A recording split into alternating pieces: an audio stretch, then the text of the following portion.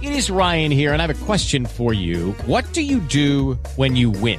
Like, are you a fist pumper, a woo-hooer, a hand clapper, a high fiver? I kind of like the high five, but if you want to hone in on those winning moves, check out Chumba Casino. At ChumbaCasino.com, choose from hundreds of social casino-style games for your chance to redeem serious cash prizes. There are new game releases weekly, plus free daily bonuses. So don't wait. Start having the most fun ever at ChumbaCasino.com. No purchase necessary. VGW Group. Void where prohibited by law. See terms and conditions. 18+. Why, hello there. It is Eric Erickson here. It is the third hour of the program.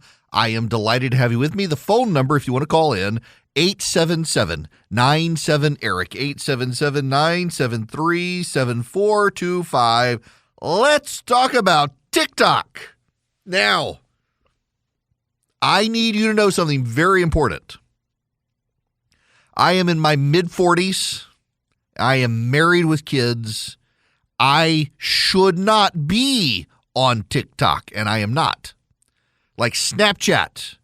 No married man in America has any business being on Snapchat. If they are, they're probably a pervert. Maybe not, but I'm being definitive here. Don't call us, well, I'm married and I'm on Snapchat. I don't care. You shouldn't be. You got a wife and kids. You don't need to be unless you're like, you got millennial or Gen Zers in your house and they only communicate through Snapchat. Then okay, you can be on Snapchat if that's your excuse. But you're on there as a married dude and you're seeing stuff you should. I'm not on TikTok. Nobody wants to see me do a dance for the camera anyway. When I dance, Richter scales go off. You don't want to see it. It's bad. I mean, they call 911. They think I'm having an epileptic fit if I try to dance. It's you don't want to see it. It's bad. I have no business being on TikTok. I am on Instagram. I was one of those people who got a blue check mark on Instagram early. In fact, at my kids' school, I'm super famous because I'm the only one they know with a blue check mark on Instagram. It's hard to get a blue check mark on Instagram. Instagram is actually my favorite social media site because I just put up pictures, stuff I'm cooking, stuff I'm doing, cigars I'm smoking, places I've been, places I'm going. I like Instagram. It's a way to connect to people. In fact, I went to dinner last night with Vince, who is a home builder in Atlanta, who I got to know him on Instagram. I liked his work. He listens to the show. We started interacting. In fact, almost every dinner I have been to in the last 3 months has been with people I met off Instagram. I don't mind going out to. Now, I got to tell you, management would prefer if I stopped going to dinner with people I meet on Instagram.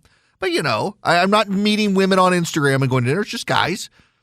I am increasingly mindful of how men in particular, particularly people around my age, isolate. They get families and they feel obligated to be home 24/7 and they don't have any sort of social outlet whatsoever, maybe the golf course on occasion.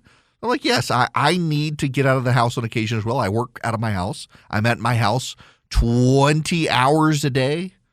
Sometimes I need to get out of the house too. That's why on Sunday nights I invite friends over and we sit on the front porch and hang out and watch football and eat my world-famous fried shrimp tacos. You need an outlet, but not TikTok. Did I say tic-tac? Tic-tac-toe, TikTok? You don't need it. It's a Chinese surveillance site is ultimately what TikTok is. The Chinese have never divested their interest. They are building profiles, facial recognition profiles of your faces, of your children. They're tracking you around the world. It's not a conspiracy theory either. They're pretty open about it. The Chinese consulate, according to the Washington Free Beacon, the Chinese consulate in New York City hired the public relations firm Vipi Media to run an influencer campaign, according to disclosures filed at the Justice Department under the Federal or the Foreign Agent Registration Act. $300,000. Vipi Media is hiring Instagrammers, TikTokers, and Twitch users to tout the Olympics in Beijing and promote U.S.-Chinese cooperation on issues like climate change. The firm's founder, Vip Jaswell, told the Washington Free Beacon he has not yet chosen the influencers to be used for the campaign. China is waging the social media blitz amid growing threats to boycott the games. The U.S., Canada, and Australia this month announced a diplomatic boycott over China's human rights abuses and the recent disappearances of a Chinese tennis star who accused a Communist Party official of rape. Human rights groups have asked NBC and other TV broadcasters not to air the Olympics that begin February 4th. American companies, Coca-Cola, Visa, Intel, and others are facing pressure to pull out of sponsorship deals for the games. Jaswell opposes the boycott, which he says would have no impact on Chinese behavior and would only aggravate Beijing. Who cares what Beijing wants? The Chinese communists, and you can't separate the two. The Chinese are run by a communist party. They are hiring American social media influencers to try to pretend that all is well, to try to beef up the Olympics. I'm kind of rapidly getting to the conclusion that we need a real boycott of the Olympics. And here's why. The Chinese right now know that no one's going to stand up to them. The Chinese are around the world bullying other countries, giving contracts to countries that put them in debt to China and make it possible for the Chinese to take over parts of their land. They continue to do this. The Chinese, did you know the Chinese are putting a military naval base in Equatorial Guinea? For those of you who do not know, Equatorial Guinea is an African nation that sits on the Atlantic Ocean. It will be the first naval base for China. There are rumors afoot in the Commonwealth, that is the Commonwealth of Queen Elizabeth II, that Barbados withdrew from the Commonwealth. Well, they didn't really withdraw from the Commonwealth. They just told Liz to pack it up and go home. They want to be a republic. There are rumors that Xi Jinping, the Chinese president, is talking to Barbados about putting a naval base in Barbados. They're credible rumors from the intelligence community. He wants to have a naval base in the Gulf of Mexico, in the Caribbean. He's expansionist, and no one's standing up to him. These TikTokers and influencers aren't going to stand up to him. We should probably find them and identify them. Anyone who praises the Olympics, there's a question mark now. Are you working on behalf of China? Are you disclosing it? Because, the Federal Trade Commission expects you. This is the craziest damn thing.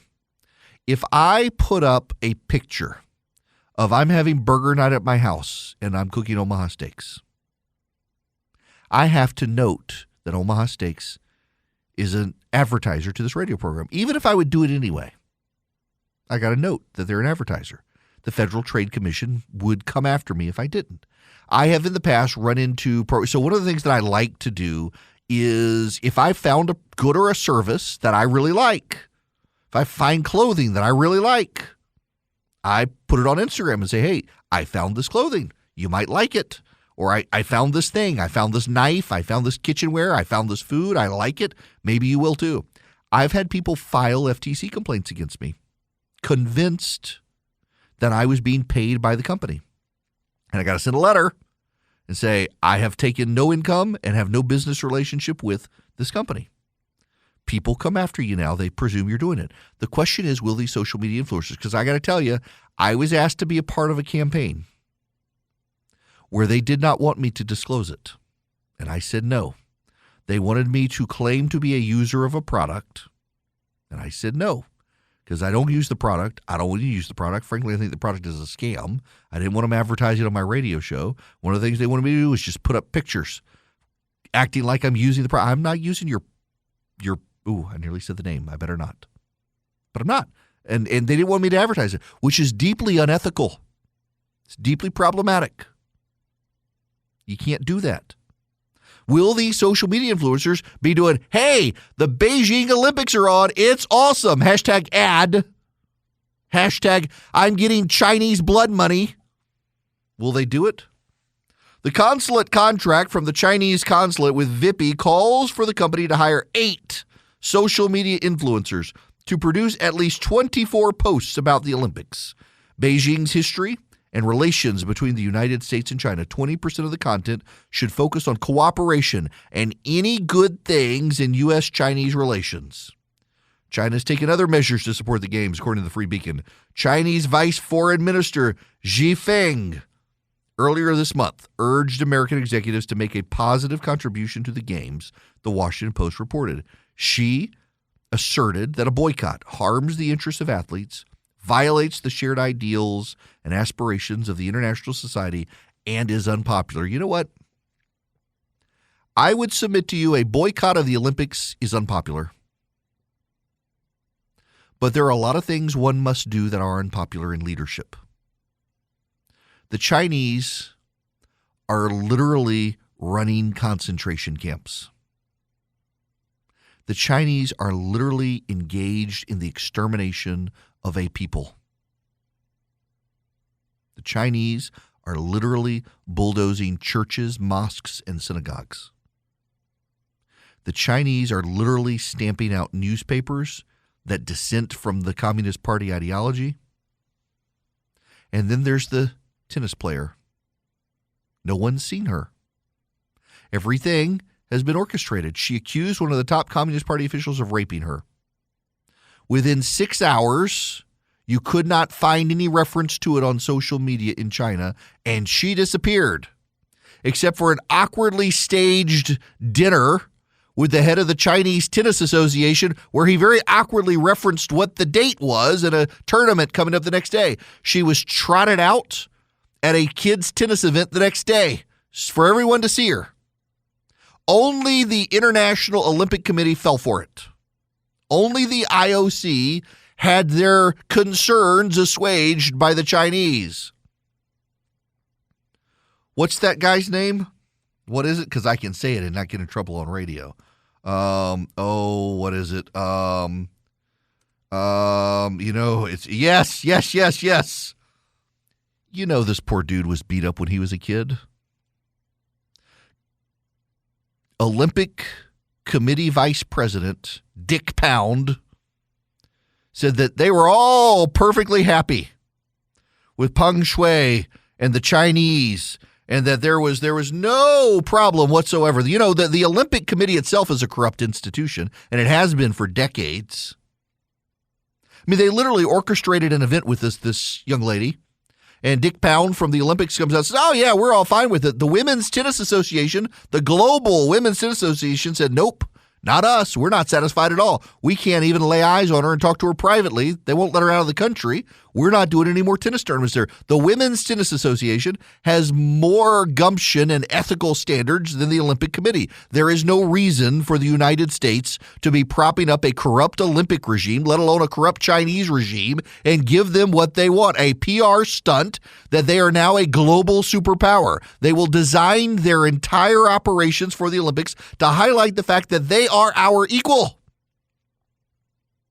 And again, decline is a choice. Decline is a choice. We should be declining, any of us, to go to the Olympics. Not just our politicians, not just the diplomatic corps. But Joe Biden should say, nope, we're not going to do it. Not going to do it. Now, here's the reason he doesn't want to do this. He, I think, suspects, and I know members of his administration think it's probably the right thing to do. But when was the last time we boycotted anything? Jimmy Carter. Yeah. He doesn't want any comparisons to Jimmy Carter. There are enough comparisons to Jimmy Carter for Joe Biden for the rest of his life, however long that may be. You don't want to be compared anymore to Jimmy Carter. You boycott the Olympics, you're just Jimmy Carter 2.0, so he didn't want that, even if it's the right thing to do. And by the way, it was the right thing for Jimmy Carter to do as well. It was. And we should be rewarding our politicians for taking tough stances that are the right thing to do. It is on a bipartisan basis now. Progressives, liberals, moderates, conservatives, everybody realizes China is a growing threat, not just to this nation, but to the Western order. To the liberal democracies of the world, China is a threat. They have spirited away a young Chinese tennis player and deleted her from the internet because she accused a Chinese party official of rape. And only the International Olympic Committee says it's all hunky-dory. That's unacceptable. It's inexcusable. And now the Chinese want to hire American TikTok influencers to tell everybody it's all roses. It's not. And we shouldn't fall for it. And we should call out the social media influencers who are willing to take the blood money of China to try to claim it's all okay. Well, I got more breaking news. So, in Washington, I guess I should say, welcome back. It's Eric Erickson. It's my show. You can call in 877-973-7425. Okay, now, there are these email newsletters in Washington, D.C. The playbook is, well, actually, historically, Rick Klein and I forget who the other guy was at ABC News. They started a note called The Note. In 2004, it was the big thing. The Note was a daily compendium of things happening in politics, some of it original reporting, a lot of it linking to other things that everyone who was in politics at the time digested every single day. There was a precursor to it that still exists called the Hotline. And the Hotline from National Journal comes out at noon every day. And it is a compendium of all the major federal political information, gubernatorial information, who's running, who's not, what the fundraising is, who's hiring who, what are the big issues, all this sort of stuff. The Note kind of gave an overview of the presidential campaign cycle, which the Hotline didn't do. And from that sparked a host of other competing newsletters. Meet the Press has one, but the gold standard became the Politico Playbook. Mike Allen, who has an obsessive addiction to work and is an insomniac, would get up every morning at about 5 a.m. and write this email. Over time, Mike Allen left and he went to Axios, where he still does writing. The Playbook stuck around at Politico, and a group led by Jake Sherman and a few others took it over. And it kind of was a who's who in Washington. What's up, what's down, what's going on today, what's the agenda, whose birthday is it, who was seen at the fancy restaurant, kind of a D.C. gossip rag. Well, those guys got fed up with Politico because they were bringing in all the money. They had all the ratings. People were going to Politico for them, not for anything else. And the bitter progressives who had taken over the newsroom were really upset about it. So they packed up and they started a new publication called Punch Bowl News. It's a long way of saying I have something from Punch Bowl News, but you need to know where the sourcing of this is. It is legit. They have fantastic sources, and they spend a lot of time talking to Democrats and Republicans. The problem with the Politico now that these guys have left is that it is that you read the Politico's daily playbook to find out what the conventional wisdom of the Democrats is. When the other guys were there, who are now the Punch Bowl News people, they kind of gave you the Washington conventional wisdom, Republican and Democrats. Here's what the GOP thinks. Here's what the Democrats think. They talk to everyone. Let me read you a line from their email that just hit inboxes across the political sphere a short time ago.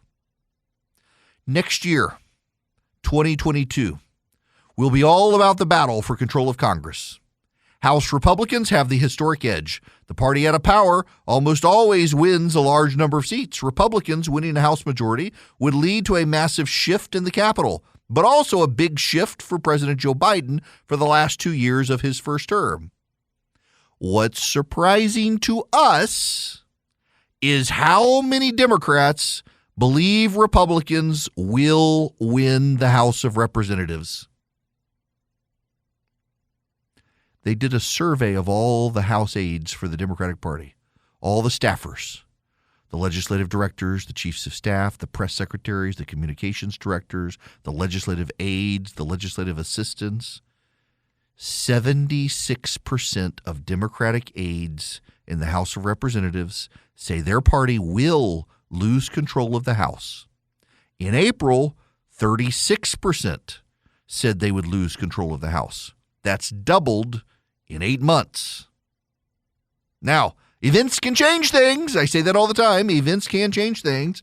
But the Democrats today have voted on a federal judge in the United States Senate, and they have no more agenda until after Christmas. They said they were going to do the Voting Rights Act. It's not on the agenda. They've got to get it to the floor by Tuesday to have a vote before Christmas. They're not doing it. They're not getting Build Back Better to the floor. They have no agenda. The Democrats are looking like losers even as they won. Well, the dirty little secret is they didn't really win. Republicans in Georgia lost. They talked themselves out of voting. And the irony here is that might have actually been a good thing because now it puts the Democrats in charge of everything and shows how incompetent they are. Americans continue to navigate through multiple crises this year. We the People, a Bradley speaker series, offers insights and ideas on the current challenges we face from some of the remarkable organizations the Bradley Foundation supports. Visit bradleyfdn.org/liberty to watch their most recent episode, which features Stephen Suckup, author of The Dictatorship of Woke Capital, How Political Correctness Captured Big Business, and Encounter Books publication. In this episode, Sokop discusses the left's gradual takeover of corporate America and why the free market hasn't been able to prevent it, the dangerous impact of shareholder activism, and efforts to push back on it. That's Bradley with an LEY at the end and then fdn.org/liberty to watch the videos. Bradley, fdn.org/liberty to watch the videos. New episodes debut weekly. Go back often, subscribe to the YouTube channel, be notified whenever a new one is posted. It would help if I pushed the button and turned the microphone on. I'm a professional, I promise. I suppose I should send out more recipes. I should. I've actually been experimenting with some. I've done some pretty good stuff lately. I need to send out the bacon wrap shrimp recipe because I put bacon wrap shrimp on my Rectech, on my smoker, and they were pretty incredible. I got to admit it. It was something I just wanted to try, and they worked out. Nonetheless, I got to move on. Democrats, it's very interesting here, and it's not just Democrats, but this is the focus from Politico. This is the headline. They're sick of masks. Democratic governors fight COVID fatigue. The party's defeat last month in Virginia and closer than expected victory in New Jersey has many Democrats searching for an off-ramp to the pandemic that allows them to sell a brighter future to voters next November. Democratic governors were already barreling straight into a perilous midterm election, but a building winter COVID surge is putting many of them in a greater bind. The party's defeat last month in Virginia and closer than expected victory in New Jersey has many Democrats searching for a COVID off-ramp. At the same time, attendees at the Democratic Governors Association's winter meeting in New Orleans were nodding to voters' frustration with the enduring pandemic and its accompanying hardships as potentially more contagious variants are emerging. And some blue states have reimposed mask mandates going into the holidays. Asked in an interview about his November close call, New Jersey Governor Phil Murphy attributed it to a lot of folks who are frustrated, is my guess. In his most candid assessment of his 3-point victory to date, Murphy said some New Jerseyans feel like government is not connecting with them. They're sick of masks, being told what to do in terms of vaccines, probably not thrilled with what they sense is going on in Washington. They may have lost a job or a business went bust or a loved one was lost. He's not wrong. Starting to get a clue. This is the president of the United States. I'm going to continue to fight those in court. Look, we have when I came to office, there were only 2 million people who have been vaccinated. Since then, we have over 200 million people who have gotten at least one dose. And I believe the number is about 156,000, over 150 million, I should say, who in fact are fully vaccinated. So this is a pandemic of the unvaccinated, not the vaccinated, the unvaccinated. That's the problem. And so everybody talks about freedom and not to have a shot or have a test. Well, guess what? So how about patriotism? How about making sure that you're vaccinated so you do not spread the disease to anybody else? What about that? What's the big deal? What's the big deal of having to take a test once a week to know you can show up to work and you're not causing other people to get sick or your children at home? And what we've done now is we've now provided for vaccines available for people 5 years and up. 5 years and up. And in addition to that, we now have Pfizer has a new, it's not been approved yet, but looks very promising, a new pill, which if you take within 3 days of contracting COVID, you reduce by, I think it's so far 89% the likelihood to be hospitalized and die. And so there's a lot of progress being made. A lot of progress. Like I said, when I came in, there were only 2 million people who had been vaccinated. I got enough vaccine for the entire country and part of the rest of the world. And it's not that we don't, and it's free. You can just go right now. You can go to your local drugstore, walk in and get a shot. And by the way, if you haven't gotten your booster yet, get the booster. There's overwhelming evidence that it protects you and protects you in an extreme way. That's the president of the United States talking about all of this. It's a pandemic of the unvaccinated. He's still using that line. If that's the case, then why must the vaccinated continue to wear masks? Why must the vaccinated continue to social distance? But also, at this point, let's review Jared Polis' situation. Jared Polis, the governor of Colorado. Jared Polis said it is the vaccinated, or the unvaccinated rather, and the unvaccinated have made a choice not to get vaccinated. There's no reason for us to shut down, to wear masks, to not live our lives when some people have made a choice not to get vaccinated, and there's literally no reason for the rest of us to be upended. Now, there is an irrational fear from some that the unvaccinated are going to kill us all. So get vaccinated. You can still get the virus from someone who is vaccinated. Twitter has announced it's going to start shutting down accounts that say that. It is a statement of fact, echoed by the CDC, National Public Radio, the National Institutes of Health, and Joe Biden himself. It is a statement of fact. A vaccinated person can spread the virus. A vaccinated person can get the virus. A vaccinated person can spread the virus. Twitter is going to turn off accounts that say that fact. Why are we censoring the truth? In Peru, the number of people who have the virus in Peru is skyrocketing. Peru is now one of the most vaccinated countries on the planet.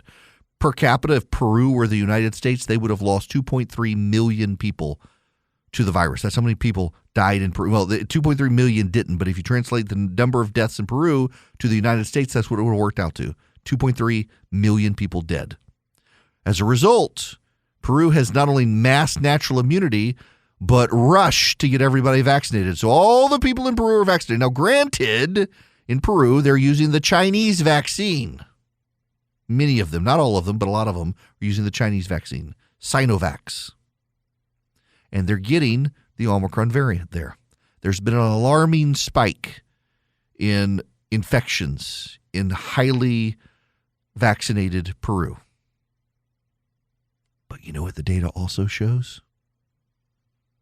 Yes, people are not being hospitalized. They're not dying. Omicron appears to spread fast, even among the vaccinated, but it seems to be very mild. Great Britain has lost one person. One person in Great Britain has died of the Omicron variant, and that person had multiple other health problems, including cancer. Late stage at that. So, why are we living in fear of the virus? Now, to take this is why you should listen to all 3 hours of the program. Let's take it home to the very first segment of the very first hour. We've had a decline in people of faith in this country across the board. Number of Jews and Muslims and Christians, Buddhists, Hindu, everybody's on decline, but really it's Christianity, the one that is declining. Now, that doesn't surprise me. It doesn't surprise me at all. There are a lot of people. If you show up at a church on Sunday, being serious here, you show up at a church on Sunday, there is a great chance that a lot of people in the church, well, I shouldn't say a lot of people, but a number of people in that church won't be there on the day after the final day. They'll be somewhere else. There are a lot of people who say they're Christians and they're not. That's for God. But there are. And a lot of people over the last couple of years, they got out of the habit of going to church and they kind of fell away from it. People fall away. I mean, you had God himself roaming the Holy Land with a group of disciples, and people didn't like what he was saying, and they fell away from him, and he was right there with them. It happens. But when people abandon that, they oftentimes abandon hope altogether, or they put their hope in foolish things. And a lot of people really fundamentally expected the vaccines to save us. They're not saving us. Some people are pushing a theory the vaccines are actually making it worse. I don't put a lot of stock in the theory after talking to a bunch of people about it. They're distorting theory of vaccination. But nonetheless, the vaccines aren't helping us the way people thought they would. And the government, here's broken record time, the government promised COVID zero.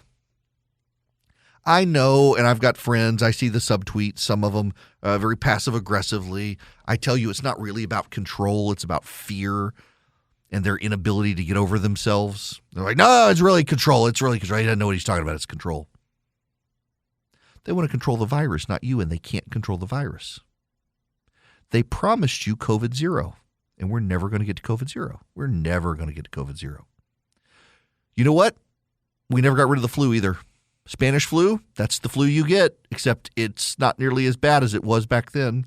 COVID will do the same thing. History shows us this. It's. I'm not making an obscene point or an absurd point. It's what history shows us will happen. And at this point, what we know about the Omicron variant is that it is easy to get and easy to get over. And it builds our immunity. And to me, I think that seems to be what we should want. A virus that is maybe easier to get than we want, but also easy to get over. Mild symptoms, even, and this is a big one, even for people with pre-existing conditions if they've been vaccinated. So I'll tell you guys, my family has had to take extra precautions. My wife has lung cancer. I have blood clots in my lungs. Those are two pre-existing conditions for which COVID can be fatal. And we largely shut down our house. We haven't had people over in a year, other than on my front porch on Sunday nights. And even then, we had to be selective for a while on how we did it and who we invited. Could we invite people over? It was difficult. I was having to go to the grocery store, do all the grocery shopping, and take all the precautions. And God forbid I bring this virus home to my wife before there was a vaccine. It was tough. We had family members die, and I couldn't go to the funerals from COVID. It was tough. But you know what? We got a vaccine now. We got a vaccine. Yeah, maybe a booster. I got the booster. If you've been if you've been sick and then you got the vaccine, you probably don't need the booster from what doctors are saying. But isn't it time to go back to normal now? The Democratic governors recognize at this moment that they have a problem on their hands. The voters are exhausted. Countries like Great Britain that do not have our institutions or federalism, the prime minister there can get the queen to order the whole country to shut back down. She's got to do whatever the prime minister says. He wants the country shut back down. The queen signs the paperwork and they shut back down. They're imposing draconian lockdown measures again. Other countries around the world are doing so. China itself is locking down because China's virus or vaccine is not nearly as good as ours. But at this point, there's no stopping it. I mean, I hate to tell you now, but there's a massive surge in COVID cases in New York and in Boston. But those areas of the country are not run by Ron DeSantis, so you don't hear a lot about it. It's a real double standard. It's an impactful double standard.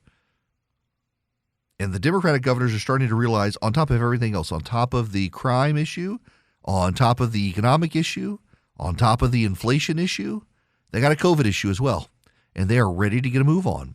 I honestly think the day Joe Biden says no more masks on planes, by the way, they've extended that now. It's supposed to expire March 4th. It's going to now expire in the middle of March, allegedly. The sooner they do that, the sooner there's a symptom of return to normalcy. But here's the thing. The dirty little secret. How much of their return to normal is going to be political and not public policy? I mean, it should be based on public policy, but how much of it do you think? Because I think a lot of it's going to be, oh my gosh, we got to change the conversation or we're really going to lose in November. So let's just reopen the country. But by faith, they put their faith in the science that's failing them. And a lot of Democrats have become emotionally invested in we can never go back to normal. And if Joe Biden tells them to, there's going to be hell to pay for Joe Biden.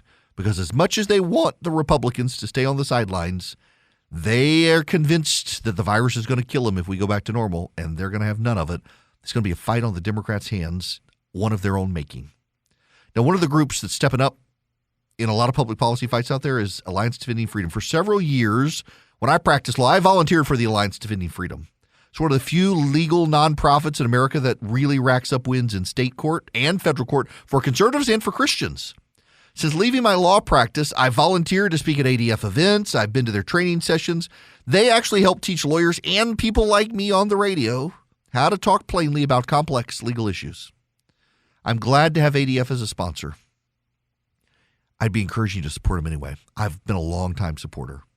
The Alliance Defending Freedom takes your donations and uses them to help those who can't afford lawyers hire the very best lawyers to fight for freedom from the highest court of the land all the way to the local level. ADF just recently got a matching grant. So if you donate, your gift is going to be doubled for their defense of freedom. What you do is go to adflegal.org/Erickson. That's adflegal.org/ERICKSON. Go donate today. Help a great organization. Welcome. It is Eric Erickson. Too late for you to call in. There's a news story out. It's on Fox News. Fox News has outdrawn CNN and MSNBC combined in all categories for 17 straight weeks as a heavily promoted CNN special failed to resonate with Americans. Fox News averaged 1.5 million viewers to finish as the only network among all the basic cable to crack the 1 million viewer plateau during the week of December 6th through 12th. Now, I need to read that sentence to you again so you understand it, and I'll put it in perspective for you.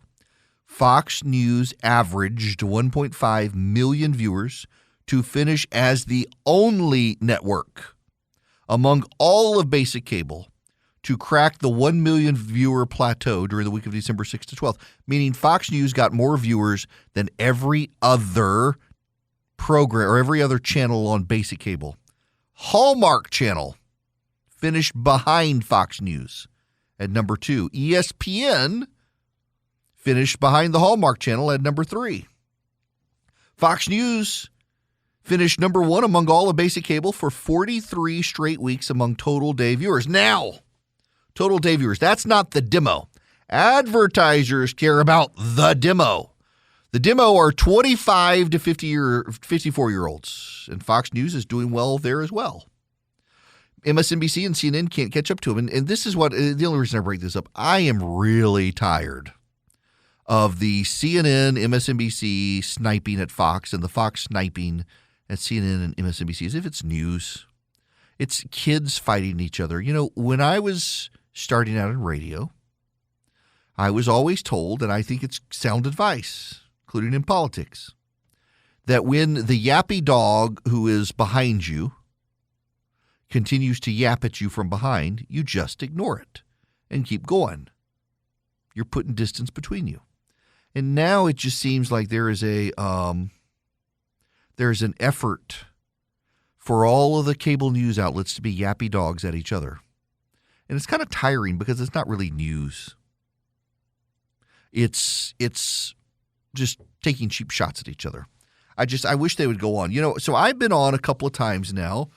About once a week. In fact, I'm going to be on tomorrow night. There's a new network called News Nation. So News Nation, remember the Superstation WGN? It was where the Cubs games were on WGN. They've turned it into a nationwide news network called News Nation. And they've got Dan Abrams. They've got Leland Vittert, who used to be at Fox.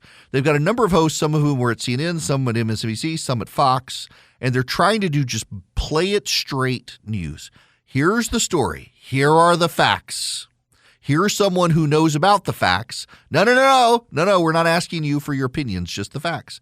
It's actually a very refreshing approach, and I've been on it several times. I see their ratings. Their ratings are tiny, less than 100,000 people watching, but they've been going up.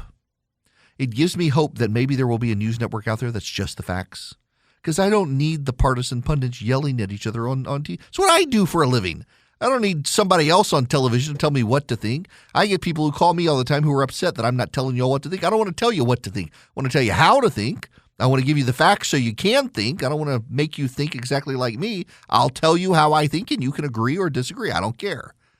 But this whole indoctrination stuff among the media space, it's getting exhausting. So I kind of appreciate the News Nation approach of, here are the facts, let's move on to the next story. If only we could have more of that in America. It's one thing I think Fox midday shows do very, very well, better than CNN, which continues to push an agenda even in the midday. So here's to News Nation's success, and congratulations to Fox News. That's doing very well. They seem to know what they're doing. And you thought these last 2 years were crazy. Welcome to 2022. It's coming up and nothing makes sense still, especially in business. If you're a small business owner, good luck getting financing from a big bank right now. I can offer you a fantastic solution if you're looking for $750,000 or more in financing for your business. First Liberty Building and Loan. Let's say you want to buy a new building, or you want to refi existing debt, or you want to buy a company. Basically, you see opportunity for your business to grow, but you've hit a wall with the mega banks getting financing. That's where First Liberty Building and Loan and my friends, the Frost family, come in. They solve small business financing problems better than anyone I've ever seen. They say yes, where big banks say no. It's that simple. Look, just do this. Spend 10 minutes with them. Call them, First Liberty Building and Loan. Say Eric sent you. In 10 minutes, you'll know if you're a good fit for their program. Go to firstlibertyga.com. That's firstlibertyga.com. They help small businesses nationwide in all 50 states. firstlibertyga.com. It is Ryan here, and I have a question for you. What do you do when you win? Like, are you a fist pumper, a woohooer, a hand clapper, a high fiver? I kind of like the high five, but if you want to hone in on those winning moves, check out Chumba Casino. At ChumbaCasino.com, choose from hundreds of social casino-style games for your chance to redeem serious cash prizes. There are new game releases weekly, plus free daily bonuses, so don't wait. Start having the most fun ever at ChumbaCasino.com. No purchase necessary. VGW Group. Void where prohibited by law. See terms and conditions. 18+.